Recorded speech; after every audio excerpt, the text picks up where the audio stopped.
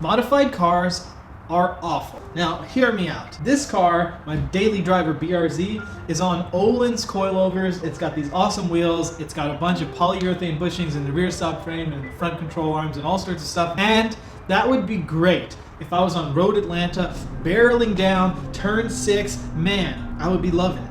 But I live in Texas, and it's very straight, and it's kind of bumpy, and I don't drive this car on track. Now, even though these coilovers are pretty nice, the spring rates are just too high. It's just too stiff. So in this episode, I'm taking this car, and I'm taking it back to stock. Stock suspension, stock wheels, stock brakes, and making this thing a bone stock BRZ.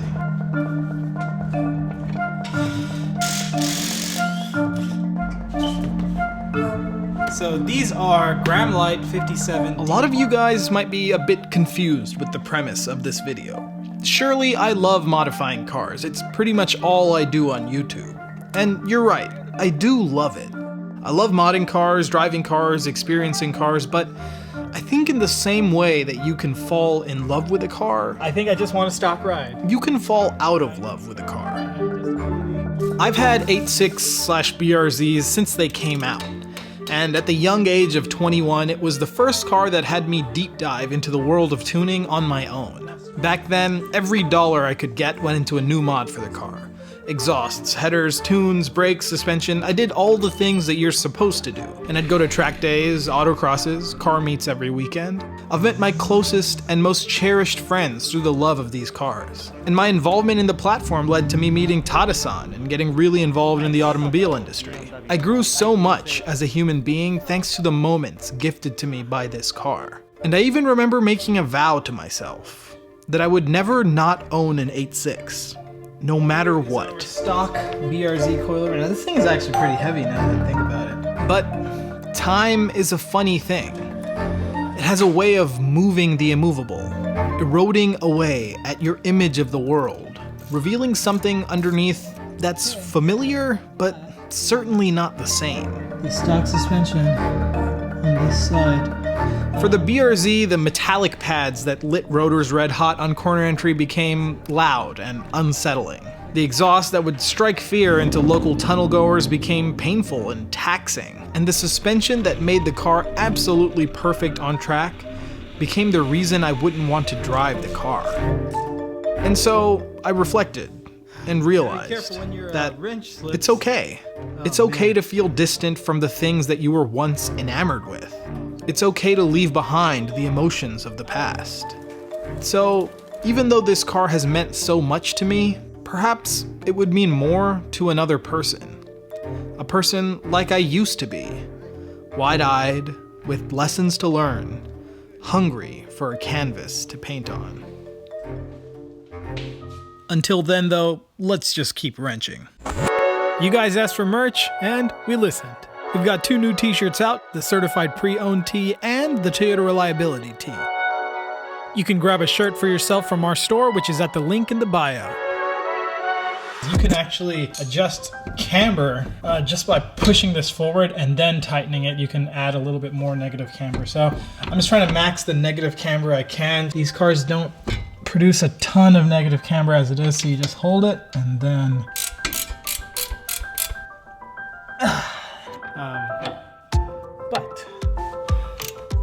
all right, and that is the front suspension done. I have this set of stock wheels that never actually used. I picked them up. They're painted gloss black and they actually look really nice. They're like properly painted and stuff too. OEM wheel and tire.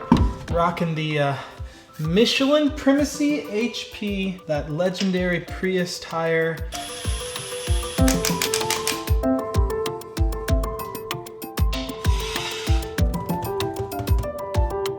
Honestly, there is a surprising amount of camber. Man, I think I forgot how bad the wheel gap is from the factory. I mean, I know it hasn't settled yet, but goodness me. So much wheel gap, it looks like a freaking monster truck. So we will move our attention to the back of the car and start on the rear coilovers.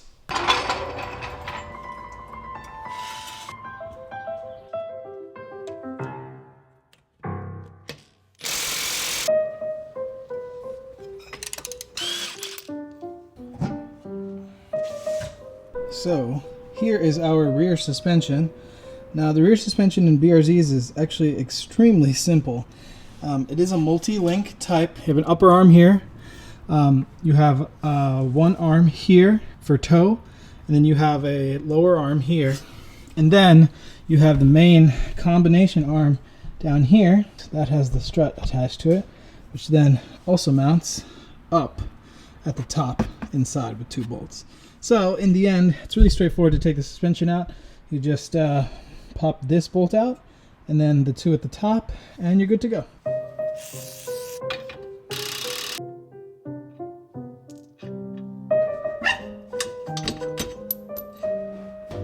So what's interesting about the Olin suspension is that I had to cut this little flap out for the adjusters. So inside of here is this little adjuster, and then click, click, click. You can turn it to change the damping. That's gonna be gone.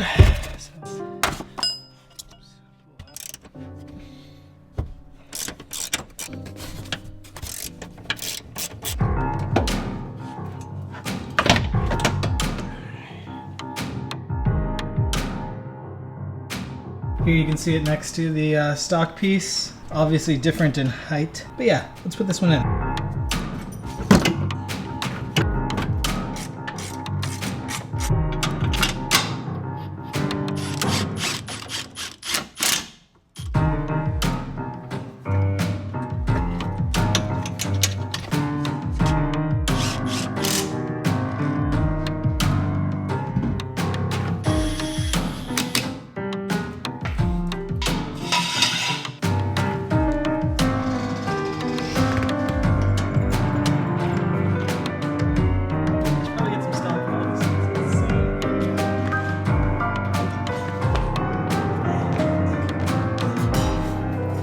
Settled.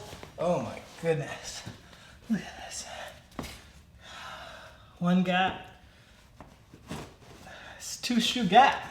I'm sure it'll ride significantly better. It'll be nice to be on stock wheels again. Maybe have the car be reasonably drifty. It's an easy enough job to do the suspension on these things. They're very simple machines, these 86s and BRZs, so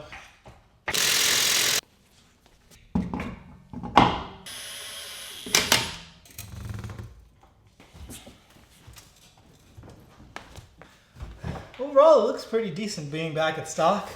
I like these stock wheels. They're refinished in like this kind of gloss black. All that's left on here is a header and an exhaust, which I'll probably keep. And as you may have guessed, I'm selling this car, which is kind of crazy because this is going to be the first time I haven't owned an 8.6 since 2013. And man, it's kind of wild. This platform has just been super important to me. Like, just from the OG days, you know, being on the forums and our first forays into meeting Tata-san and talking to him and all that stuff. So yeah, I'm gonna miss this car. Zen obviously still has his BRZ. I know we've been on many adventures in Chicago, across the United States, driving it to the West Coast, to the East Coast, and everything in between. But sadly, she's gotta go.